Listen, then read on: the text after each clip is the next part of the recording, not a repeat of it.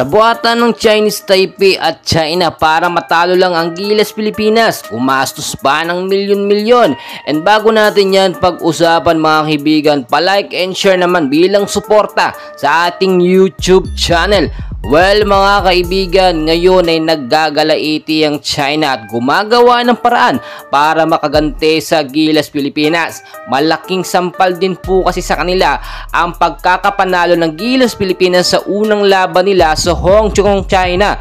At bukod pa po dyan, nakalamang pa tayo ng 30 points. Mahirap po yun at masakit para sa kanila dahil nga nakabalik na at muling nakakapaglaro si Justin Noype Brownlee natin. Ngayon po kasi mas lumakas din ang Gilas Pilipinas. Kung si Justin Brownlee naman, okay naman, maganda ang kanyang performance, maganda ang chemistry sa Gilas Pilipinas, pero nadagdagan tayo ng malalakas na player tulad na lang po ni Kai Sotto na yung depensa ay sobrang nagpapahirap po sa mga kalaban. Chinese Taipei ang susunod na makakalaban ng Gilas Pilipinas at dahil nga po nagbayad or handang magbayad ng more than or million talaga itong China sa Chinese Taipei ay para matalo lamang ang Gilas Pilipinas. Yung sinasabi natin dito na dirty tactics, hindi po yan mangyayari mga kaibigan, hindi sa bansang Pilipinas dahil home court natin ang magiging laban. Siguro pwede sa ibang laban sa bansa nila, pero not in my country, hindi sa Pilipinas mga kaibigan. Lumaban sila ng patas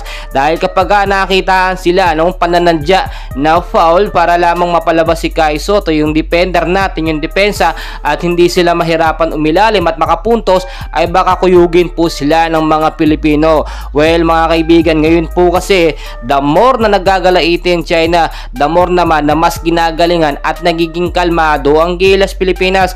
Well, hindi naman lingid sa ating kaalaman na ganyan talaga ang China. Gagawin nila ang lahat para mapalabas o matalo ang Gilas Pilipinas.